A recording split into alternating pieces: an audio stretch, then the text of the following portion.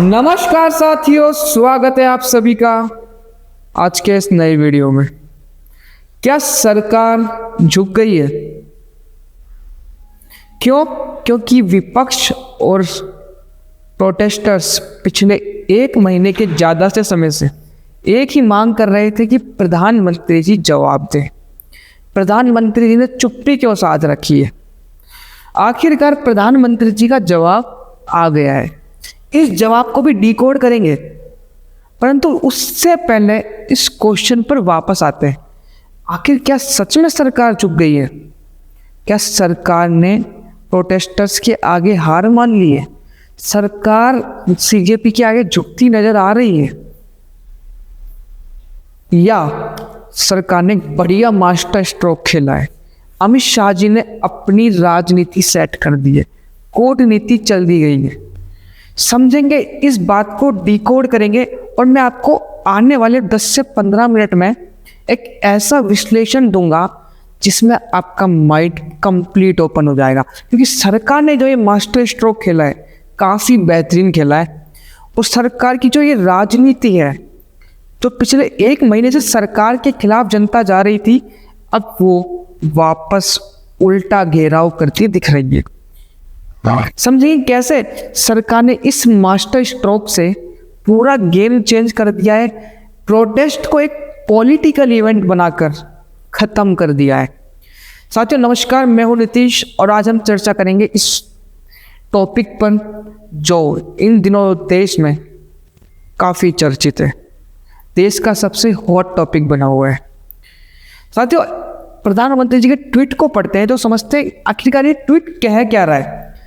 प्रधानमंत्री जी ने कहा है कि देश के युवाओं का हित और उनका भविष्य हमारे लिए सर्वोच्च प्राथमिकता है।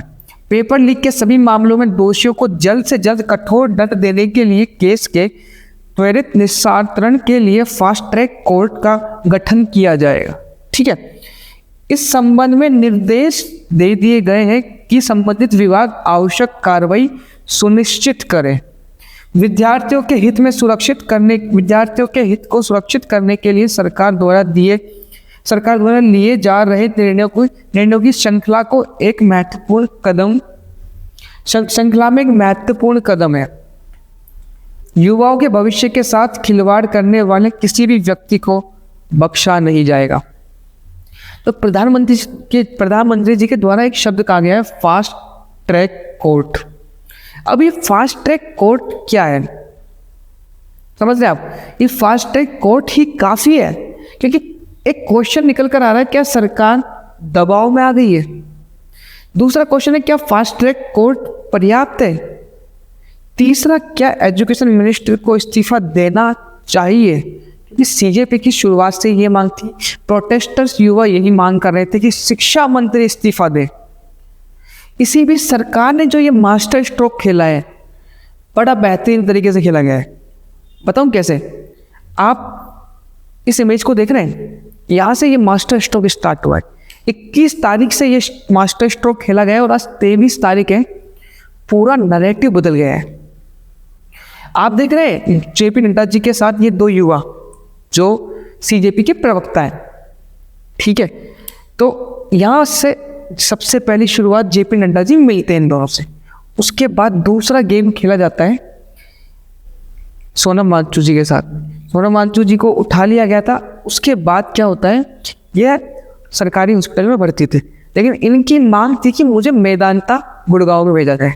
सरकार ने फटाफट इसे अप्रूव करवाया और मेदांता अस्पताल में सोनम वांगचुक जी पहुंच चुके हैं। जैसे ही सोनम वांगचुक जी मेदांता में पहुंचे, नड्डा साहब इनसे मिलने जा चुके हैं। फिर क्या करती है सरकार? सरकार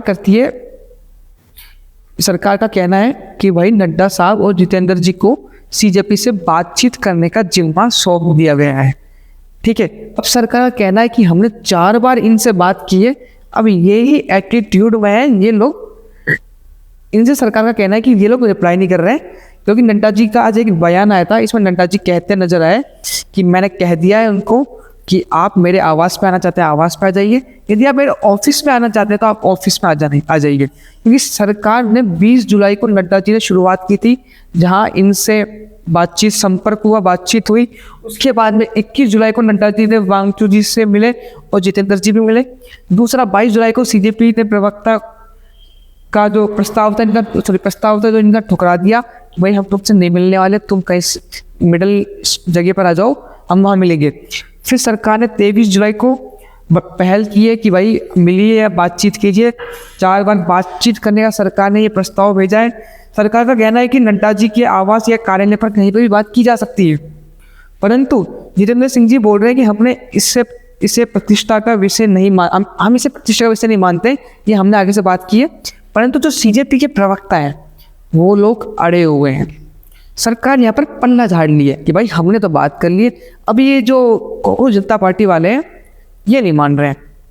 ठीक है, जैसे ही ये बातचीत होती है, प्रधानमंत्री जी का आज सुबह नोटिफिकेशन आ जाता है, मतलब ट्वीट आ जाता है। ट्वीट में प्रधानमंत्री जी क्लियर बोल देते हैं कि भाई हमने फास्ट ट्रैक कोर्ट बना दिया है, आगे से ये सब चीज़ें नहीं होंगी और इस पर कड़ी से कड़ी कार्रवाई की जाएगी। मतलब सॉरी, आगे से चीज़ें नहीं होंगी, ये तो प्रधानमंत्री जी ने ओपनली नहीं कहा है, बट इस पर कड़ी से कड़ी कार्रवाई की जाएगी और इसको सुनिश्चित किया जाएगा कि युवाओं का भविष्य उनके लिए काफ़ी महत्वपूर्ण है और इसके संबंध में संबंधित विभाग आवश्यक कार्रवाई सुनिश्चित करे। ठीक है, अब प्रधानमंत्री जी ने अपनी तरफ से मैटर क्लियर कर दिया है। जनता आस करी थी कि प्रधानमंत्री जी बोले, प्रधानमंत्री जी ने बोल दिया कि भाई हमने आपको सीरियसली ले लिया है, हमने आपकी बात सुनी है। अब ये सब चीज़ें हो गई है। इससे पहले प्रधानमंत्री जी ने जो असली मास्टर स्ट्रोक खेला था वो खेला था परसों। परसों क्या किया? परसों इन जनाब को देखा होगा आपने, ये पहुंच गए थे प्रधानमंत्री जी के पास। कौन है? Rahul Gandhi ji, leader of opposition. ठीक है, लीडर ऑफ अपोजिशन कहाँ पहुंच गए थे? प्रधानमंत्री जी आवास के पास धरना करने के लिए। सरकार को मौका लगा, सरकार ने क्या किया? डिटेन किया। डिटेन करने के बाद में कब छोड़ा इन्हें? रात को, देर रात छोड़ा। ठीक है, उससे एक नैरेटिव सेट हुआ। जैसे वो नैरेटिव सेट होता है, अपना आम आदमी पार्टी जो बताई जा रही है कि बैकएंड में ही सपोर्ट कर रही है सीजेपी को, सीजेपी यहीं से निकली हुई पार्टी है, ऐसा एक्सपर्ट्स अनुमान लगाते हैं। तो आम आदमी पार्टी का बयान आया कि भारतीय जनता पार्टी के द्वारा राहुल गांधी जी को डिप्लॉय किया गया है उधर, जिससे सीजेपी के प्रोटेस्ट को डाउन किया जा सके। तो कहीं ना कहीं यहाँ विपक्ष बिखर गया। अरविंद केजरीवाल जी अलग बात कर रहे हैं और राहुल गांधी जी अलग बात कर रहे हैं। हालांकि आज क्या हुआ है, आज राहुल गांधी जी भी पहुंच चुके हैं जंतर मंतर, परंतु जो मास्टर स्ट्रोक था, जो बातें हो रही थी जिस टॉपिक पर कि भाई बच्चों के पेपर लीक के बारे में, नीट पेपर लीक के बारे में, वो पूरा डिफरेंट हो गया और अभी एक पॉलिटिकल इवेंट बन गया। ये सबसे गलत चीज़ हुई, क्योंकि जो युवाओं की मांग थी वो दबती हुई दिख रही है। काफ़ी वीडियोस पर जो इंटरनेट पर लोग कह रहे हैं, काफ़ी युवा अपने घर जा चुके हैं इस चीज़ के चक्कर में कि जिस चीज़ के लिए वे आए थे आज वो प्रोटेस्ट ही खत्म हो चुका है। ये पॉलिटिकल इवेंट बन चुका है जहाँ अजीबोगरीब नारे लग रहे हैं। देवताओं को, भगवानों को, किसी कम्युनिटी को, किसी बात को, मनुवाद, ब्राह्मणवाद, इन सब चीज़ों की बातें हो रही। नीट पेपर ओझल हो गया है। अब इस ओझल में ये सभी लोग अपनी राजनीति सेक रहे हैं। आम आदमी पार्टी, कांग्रेस, सपा, भीम आर्मी सब अपनी रोजी रोटी सेकना शुरू कर चुके हैं। तो प्रधानमंत्री जी की टीम के द्वारा जो ये मास्टर स्ट्रोक खेला गया और आम आदमी पार्टी के द्वारा जो ये ट्वीट्स किए गए, ये क्लियरली मेंशन कर रहे हैं कि ये इवेंट पॉलिटिकली इवेंट कन्वर्ट कर लिया गया है। जो युवाओं की आवाज़ थी उसे इनडायरेक्टली दबा दिया गया है और कोई फील भी नहीं कर पाया है। जिस वजह से जो बीजेपी की थूथू हो रही थी मार्केट में, या जो रूलिंग गवर्नमेंट है उसकी थूथू हो रही थी, वो ख़त्म होती दिखाई दे रही है। अब सरकार एक निर्णय पर आ चुकी है। सरकार जल्दी शायद इनसे कुछ ना कुछ अच्छे निर्णय के साथ इस प्रोटेस्ट को ख़त्म करने में सक्षम रहेगी। लेकिन समझना ये होगा कि ये मामला जो छात्रों का था, जो पॉलिटिकल इवेंट बना, क्या ये सही था?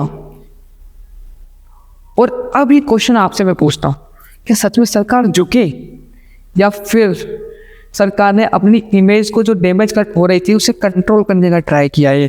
सरकार ने जो ये चल रहा था ना, ये जो इसमें सरकार की पिछले 1 महीने से इमेज खराब हो रही थी, उसे एकदम बिल्कुल इसमें मलहम पट्टी कर दी गई है। अब वो इमेज पर डेंट डाउन होना शुरू हो चुका है। अब ये फैसला आपका है कि आप इसको किस बेस पर देखते हैं। अपनी राय कमेंट में बताएं कि सरकार सच में इसको एक मास्टर स्ट्रोक की तरह खेल कर गई है।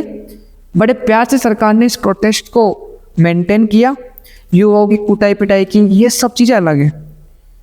क्या सरकार सच में इस प्रोटेस्ट को डाउन करने में जीत गई, या फिर सरकार सीजेपी पार्टी या प्रोटेस्ट या युवाओं के आगे हार मान गई है?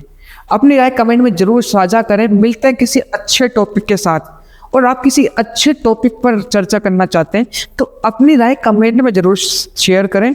हम ट्राई करेंगे अच्छे टॉपिक चूज करके आप तक अच्छा कंटेंट डिलीवर किया जाए। नमस्कार, जय हिंद, वंदे मातरम।